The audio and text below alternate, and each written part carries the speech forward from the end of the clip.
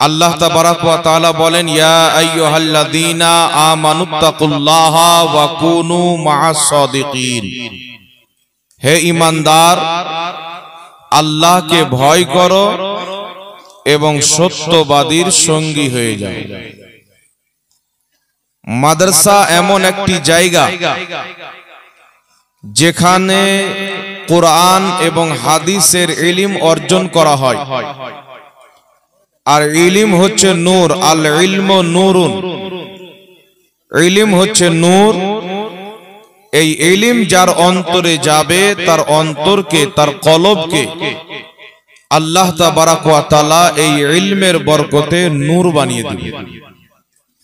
এবং যেখানে ইলমওয়ালা ব্যক্তি থাকবে তার ইলমের আলোতে আশপাশের মানুষ পর্যন্ত উজ্জ্বল হবে। জোরে বলেন সুবহানাল্লাহ।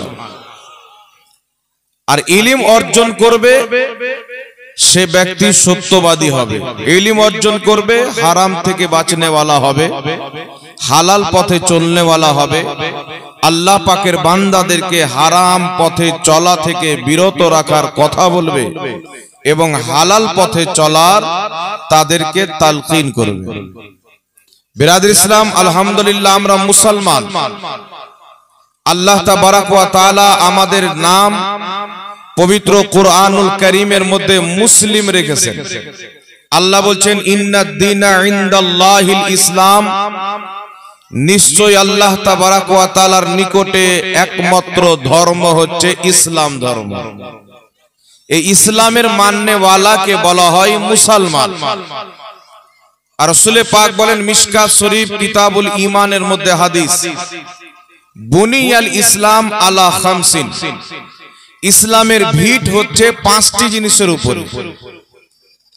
প্রথম, শাহাদাতান লা ইলাহা ইল্লাল্লাহ মুহাম্মাদুর রাসূলুল্লাহ।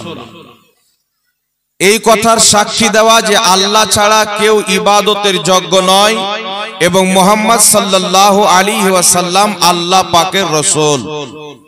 যেই ব্যক্তি আল্লাহ পাককে এক বিশ্বাস করে নিল, মুহাম্মদ সাল্লাল্লাহু আলাইহি ওয়াসাল্লামকে আল্লাহ পাকের আখরি নবী বলে মেনে নিল, আর যত জরুরিয়াতে দ্বীন আছে এই সমস্ত জিনিসকে বিশ্বাস করলো, ওই ব্যক্তি হয়ে গেল মুসলমান।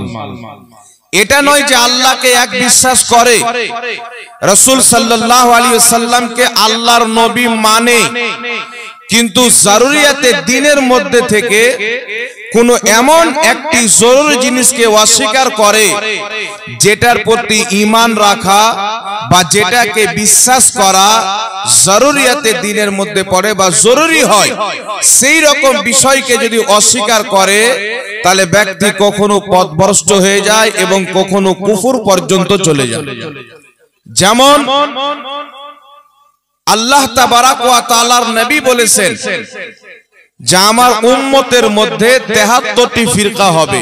কালেমা পড়নেওয়ালার মধ্যে, নামাজ পড়নেওয়ালার মধ্যে, রোজা রাখনেওয়ালার মধ্যে, হজ করনেওয়ালার মধ্যে, যাকাত দেনেওয়ালার মধ্যে 73টি ফিরকা হবে। কুল্লুহুম ফিন্নার, সমস্ত ফিরকা জাহান্নামে যাবে, ইল্লা মিল্লাতান ওয়াহিদা, একটি দল জান্নাতে যাবে। মা আনা আলাইহি ওয়া আসহাবি, যে আমি রাসূলের আকীদায় এবং সাহাবার আকীদায় চলবে তারাই হবে জান্নাতি। জোরে বলুন সুবহানাল্লাহ। তো প্রথম শর্ত কি? 5টি ইসলামের ভিত। তার মধ্যে প্রথম হচ্ছে লা ইলাহা ইল্লাল্লাহ মুহাম্মাদুর রাসূলুল্লাহ। আল্লাহকে এক মানা, মুহাম্মদ সাল্লাল্লাহু আলাইহি সাল্লামকে আল্লাহ পাকের নবী মানা।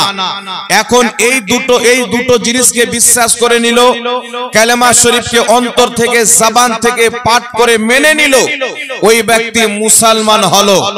যদি কোনো ব্যক্তি আল্লাহকে এক মানার পর, রাসূলে পাককে আল্লাহ রাসূল মানার পর, 5 ওয়াক্তের নামাজি হওয়ার পর 30টি রোজা রাখনে वाला হওয়ার পর, হজ করার পর, যাকাত দেওয়ার পর যদি কোনো ব্যক্তি আমার নবীকে নবী মানে, আল্লাহকে এক মানে, তারপরে যদি আমার নবীর পর কোন ব্যক্তিকে নবী হিসেবে মেনে নেয়, কোন ব্যক্তিকে নবী হিসেবে গ্রহণ করে নেয় বা ধারণা রাখে, আকীদা রাখে যে মুহাম্মদ সাল্লাল্লাহু আলাইহি সাল্লামের পর কোন নতুন নবী আসতে পারে, তাহলে এই রকম ধারণা রাখনে वाला ব্যক্তি কাফির হয়ে যাবে, মুসলমান থাকবে না। নামাজ পড়ার পরেও, রোজা রাখার পরেও সমস্ত জিনিসকে বিশ্বাস করে, কিন্তু শুধু একটা আকীদা রাখে যে আমাদের নবীর পরে কিয়ামত পর্যন্ত, আমাদের নবীর পরে এই গ্যাপের মাঝে কোন নবী জন্ম নিতে পারে, তাহলে সেই ব্যক্তি মুসলমান থাকবে না। কারণ আমার আপনার নবী আখরি নবী, কিয়ামত পর্যন্ত আমাদের নবীর পর কোন নবী জন্মগ্রহণ করবে না। এটা হচ্ছে জরুরিয়াতে দ্বীন, এটা বিশ্বাস করা, এটার প্রতি ঈমান আনা প্রত্যেক ব্যক্তির উপরে লাজিম এবং জরুরি। বলুন সুবহানাল্লাহ। এখন কথা হচ্ছে বিরাদর ইসলাম, আল্লাহকে এক মানে কালেমা শরীফ পাঠ করি, নামাজ, রোজা, হজ, যাকাত সব, এই যে 72 জাহান্নামী ফিরকা হবে, এই 72 জাহান্নামী ফিরকার মসজিদ হবে কি হবে না, মাদ্রাসা হবে কি হবে না। আজকে ইসলামের মধ্যে কাদিয়ানি দেখেন, শিয়া দেখেন, রাফিজি দেখেন, লামাযহাবি দেখেন, যত রকমের ফিরকা ইসলামের মধ্যে আছে তাদের সকলের মাদ্রাসা আছে, মসজিদ আছে, বক্তা আছে, আলিম আছে, ওলামা আছে, সবাই নিজেকে মুসলমান বলে দাবি করে। কিন্তু রাসূল পাক বলছেন দাবি 73 ফিরকা করবে, কিন্তু 73 ফিরকা মুসলমান হবে না, 73 ফিরকায় জান্নাতি হবে না। জান্নাতি হবে একটি দল, যেই ব্যক্তি লা ইলাহা ইল্লাল্লাহ মুহাম্মদ রাসূলুল্লাহ পাঠ করার পর আকীদা ঠিক রাখবে, ওই দল হবে জান্নাতি। জোরে বল সুবহানাল্লাহ। গুনাহ হতে পারে, পাপ হতে পারে, গুনাহের কাজ করতে পারে, কিন্তু আকীদা ঠিক আছে, ওই দলটি যাবে জান্নাতে। যেমন আপনাকে বলে দিই, যদি কোনো ব্যক্তির আকীদা ঠিক থাকে, গুনাহতে লিপ্ত হয়ে যায়, তাহলে সেই ব্যক্তি আকীদা ঠিক থাকার কারণে জান্নাতি হবে। গুনাহ করেছেন, আল্লাহ চাইলে তার গুনাহ মাফ করতে পারে কি পারে না? আর জোরে বলেন। যদি কোনো ব্যক্তির আকীদা ঠিক থাকে, গুনাহ পাহাড় সমতুল্য আছে, প্রচুর গুনাহ, কিন্তু আকীদা ঠিক, নবী আলাইহিস সালামের গুস্তাখি করেন না, আল্লাহ পাকের ব্যাপারে আকীদা খারাপ রাখেননি, ওটাই আকীদা রেখেছেন যেটা নবী এবং সাহাবার আকীদা ছিল, তাহলে সেই ব্যক্তি গুনাহ যত করুক এক না একদিন জান্নাতে যাবে। কারণ একটা হচ্ছে চিরস্থায়ী জাহান্নামী, আর একটা হচ্ছে অস্থায়ী জাহান্নামী। যার আকীদা ঠিক থাকবে, গুনাহ প্রচুর করবে, ওই ব্যক্তি হচ্ছে আপনার অস্থায়ী জাহান্নামী, যদি আল্লাহ তাকে গুনাহের কারণে জাহান্নামে দেয়।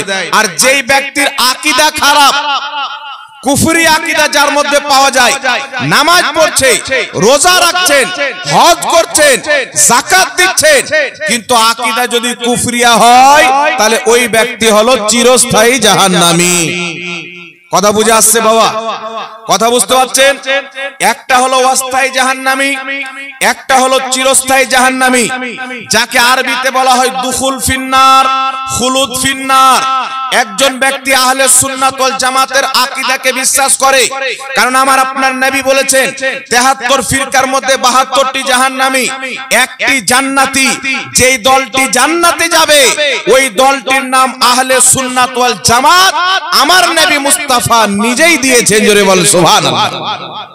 তবে এখন কথা হচ্ছে, নবী পাক বলেছেন আহলে সুন্নাত ওয়াল জামাত জান্নাতে যাবে, তো 73 ফিরকা যখন পড়বে, যে নবী যেই দলকে জান্নাতি বলেছেন ওই দলটার নাম আহলে সুন্নাত ওয়াল জামাত, তো 73 ফিরকা বলবে আমরা আহলে সুন্নাত ওয়াল জামাত, আমরা আহলে সুন্নাত ওয়াল জামাত, সবাই নিজেকে দাবি করবেন।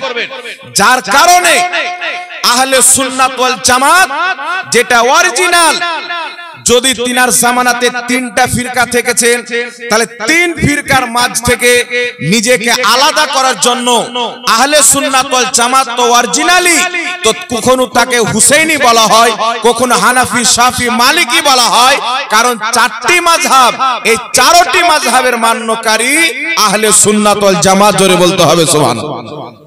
যখন বর্তমান জামানাতে আমাদের মূল নাম হচ্ছে আহলে সুন্নাত ওয়াল জামাত, যার শর্ট হচ্ছে সুন্নি জামাত, কিন্তু বর্তমান জামানাতে যত বাতিল জাহান্নামী ফিরকা রয়েছে, সমস্ত ফিরকার মোকাবলাতে আমাদেরকে কেউ কেউ আবার বেরেলভি বলে কি বলে না?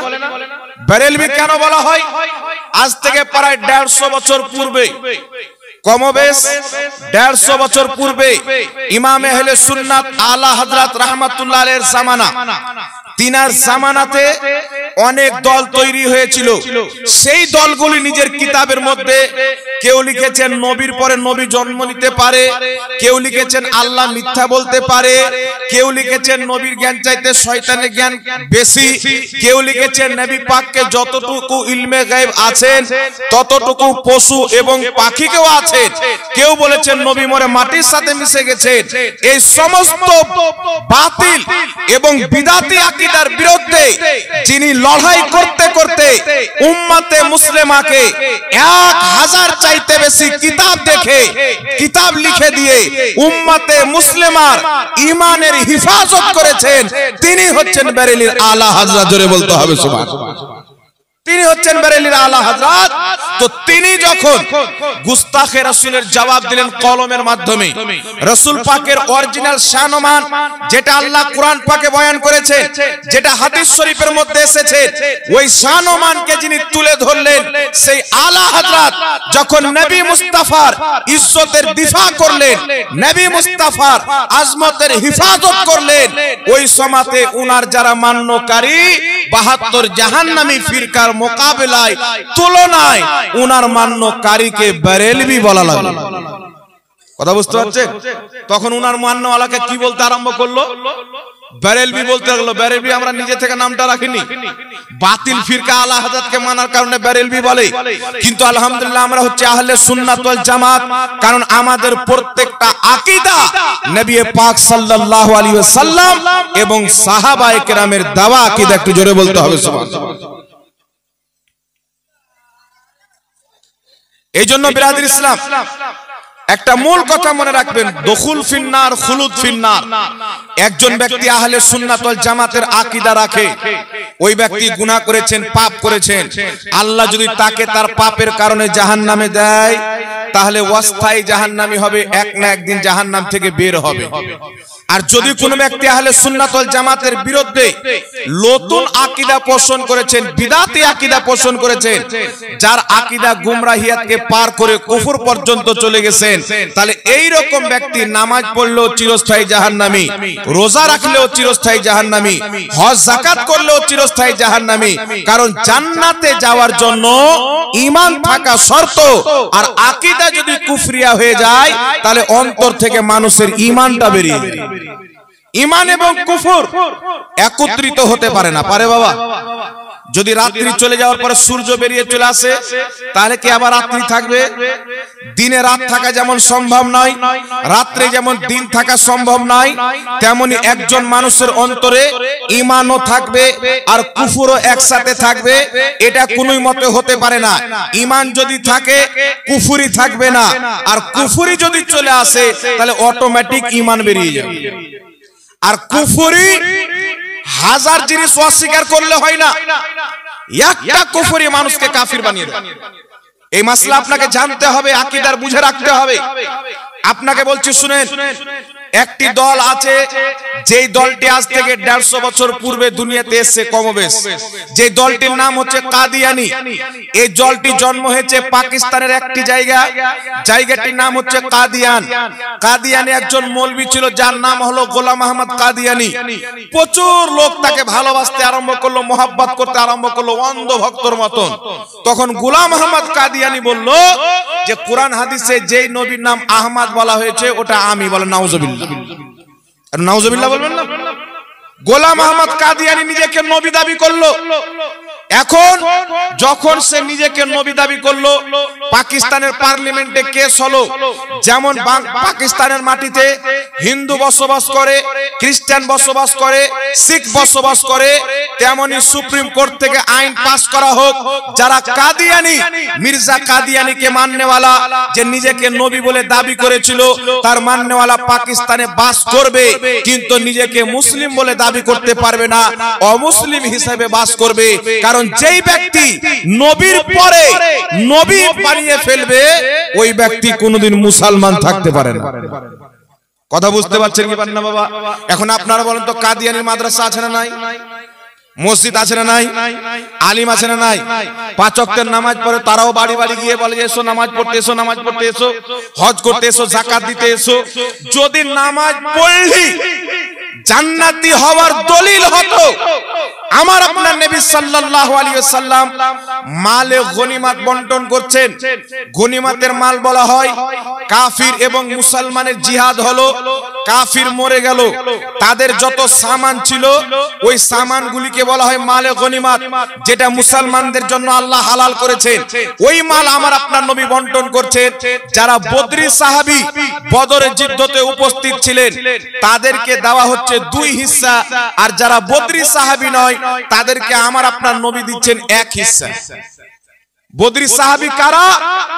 যখন 313 জন সাহাবা ছিলেন, হাজারো কাফিরের মোকাবেলাতে বদরের ময়দানে আল্লাহর নবী সাল্লাল্লাহু আলাইহি ওয়াসাল্লাম 313 জন সাহাবা সৈনিককে নিয়ে যুদ্ধের ময়দানে হাজির করে দোয়া করেছিলেন, আল্লাহ আজ যদি এই 313 জন সাহাবী কামিয়াব না হতে পারে, জয়লাভ না করতে পারে, ফাতহ না হাসিল করতে পারে, এই জমিনের মাটিতে তোমার ইবাদত হবে না। আল্লাহ পাক বলেছিলেন, মাহবুব 313 জন তোমার আমার মাননেওয়ালা, বিপক্ষে হাজারো কাফির, তাদের কাছে অস্ত্র আছে, তাদের পেটে খাবার আছে, তাদের কাছে সওয়ারি রয়েছে, কিন্তু 313 জন সাহাবী যে আমি আল্লাহর গোলাম, তোমার উম্মত, সেই 313 জন সাহাবী যাদের পেটে আল্লাহ পাকের মহব্বত, যাদের অন্তরে রয়েছে, রাসূল পাকের ভালোবাসা রয়েছে, আল্লাহ বলেছিলেন, মাহবুব ময়দানে নামানোর দায়িত্ব তোমার, আর যুদ্ধ জয়লাভ করার দায়িত্ব আমি খোদার। জোরে বল সুবহানাল্লাহ। 313 জন সাহাবী ময়দানে রাসূলের পাক নামিয়ে দিয়েছেন, কাফের টিটকারি মারতে আরম্ভ করলো।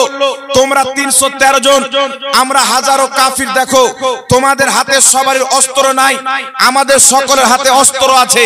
জানি না তোমরা কে কদিন থেকে খাওনি, আমাদের সকালে সবারই পেটে 3 টাইমের খাবার রয়েছে। সাহাবায়ে কেরাম বলেছিলেন যে তোমরা তোমাদের শক্তিতে লড়াই করবে, আমরা ইশকে মুস্তাফাতে লড়াই করব, আর পৃথিবীর ইতিহাস হয়ে যাবে যে 313 জন সৈনিক তলোয়ারের বদলাতে নয়, আল্লাহ রাসূলের মহব্বতের বদলায় জয় লাভ করেছে। নবী পাক যখন নামিয়ে দিলেন, আল্লাহ তাবারাক ওয়া তাআলা ফেরেশতাকে পাঠালেন। কাকে পাঠালেন? আর জোরে বলেন, কাকে পাঠালেন? আল্লাহ পাক ফেরেশতাকে জমিনে পাঠিয়ে দিলেন। কেন জমিনে পাঠিয়ে দিলেন? সচ্চা পাক্কা নবীকে मोहब्बत করনে वाला 313 জন আর হাজারো কাফিরের মোকাবেলায় দাঁড়িয়ে আছেন, যুদ্ধের ময়দানে নেমেছেন। আল্লাহ তাবারাক ওয়া তাআলা ফেরেশতাকে পাঠিয়ে দিলেন। সাহাবায়ে কেরাম দেখতেছেন তলোয়ার চালানোর আগে গর্দান উড়ে চলে যায়। সাহাবা যুদ্ধের পর জিজ্ঞাসা করছেন, ইয়া রাসূলুল্লাহ আমরা এটা কি দেখলাম? আশ্চর্যজনক ঘটনা। তলোয়ার চালাতে আরম্ভ করছি, গর্দান কেটে উড়ে যায়। রাসূলের পাক বলেছিলেন, সাহাবী তোমরা আল্লাহ রাসূলের মহব্বতে সচ্চা পাক্কা দিলে যুদ্ধের ময়দানে আল্লাহ রাসূলের জন্য নেমেছিলে, আল্লাহ ফেরেশতাকে দিয়ে তোমাদের সাহায্য করেছিল, হাত তোমাদের উঠতো, গর্দান আল্লাহর ফেরেশতারা কেড়ে দিত। জোরে বল সুবহানাল্লাহ। আর একটু জোরে হবে না সুবহানাল্লাহ? তো 313 জন সাহাবী বদরের যুদ্ধতে কেন নামলেন? 313 জনকে জয়লাভ আল্লাহ কেন করালেন? তিনারা সচ্চা পাক্কা আশিকে রাসূল ছিলেন। ইশক কাকে বলে? ভালোবাসা, মহব্বত যখন নিজের আখরি মঞ্জিলকে পার করে দেয়, শেষ সীমাকে পার করে চলে যায়, তখন ওই ভালোবাসার নাম হয়ে যায়, মহব্বতের নাম হয়ে যায় ইশক। ইশক মানে আমরা বেপানাহ নবী পাক সাল্লাল্লাহু আলাইহি ওয়াসাল্লামকে ভালোবাসি প্রচুর, যার কোনো সীমা নাই। একটু জোরে হবে না সুবহানাল্লাহ? তো 313 জন কিভাবে ভালোবাসতেন? আজকে কোটি কোটি মুসলমান আমাদের এই অবস্থা রয়েছে, আমরা তো নিজেকে আশিকে রাসূল বলি, কিন্তু 313 জন কেমন আশিকে রাসূল ছিলেন, যাদের সহযোগিতার জন্য আল্লাহ আসমান থেকে ফেরেশতা পাঠিয়ে দিয়েছিলেন। এই আশিকে রাসূলদের মাদাদ সাহায্য আল্লাহ এই জন্য করেছিলেন, তিনারা নবীকে মুহাব্বত করেছিলেন নামাজের মাধ্যমে, রোজার মাধ্যমে, হজ যাকাতের মাধ্যমে। হারাম থেকে তিনারা বেঁচে হালাল পথে চলে নবী মুস্তাফার প্রত্যেকটা সুন্নাতে আমল করার পর তিনারা নিজেকে ইশকে আশিকে রাসূল বলেছিলেন। জোরে বল সুবহানাল্লাহ। কিন্তু আমরা আশিকে রাসূল বলি কিন্তু নামাজ পড়ি না, আছে না নাই বাবা? আশিকে রাসূল বলি, রোজার টাইমে রাস্তায় দেখতে চায়ের দোকানে তিরপাল টেঙে বিড়ি খায়। একটা লোক এসে বলছেন, হুজুর রোজা যদি আমাকে বলেন 3 দিন না খেয়ে থাকতে থেকে যাবো, কিন্তু যদি বিড়ি না খাই তাহলে থাকা যাবে না। তো এইরকম তো আশিকে রাসূলের অবস্থা। কিন্তু বিরাদ ইসলাম, যেটা আপনাকে বুঝাতে চাইলাম, ওই 313 জন সাহাবী ওই অবস্থায় আল্লাহ পাকের দ্বীনের জন্য জিহাদ করেছিলেন। তাই নবী মুস্তাফা মালে গনিমত বন্টন করছেন, ওই বদরি সাহাবীকে 2 হিস্সা দিচ্ছেন, আর যিনারা বদরি সাহাবী নাই তিনাদেরকে 1 হিস্সা দিচ্ছেন। তো হঠাৎ করে একজন ব্যক্তি বলছেন, ইয়া রাসূলুল্লাহ ইত্তাকিল্লাহ, হে আল্লাহর রাসূল আপনি আল্লাহকে ভয় করেন। সে কিন্তু আল্লাহর রাসূল বলেছিলেন, মুহাম্মদ ইবনে আব্দুল্লাহ বলেননি। তিনিও কিন্তু আল্লাহর রাসূল বলেছিলেন, ইয়া রাসূলুল্লাহ বলেছিলেন। অর্থাৎ তিনিও বলতেন যে আমি আপনাকে আল্লাহর রাসূল মানি। একটু জোরে হবে না সুবহানাল্লাহ।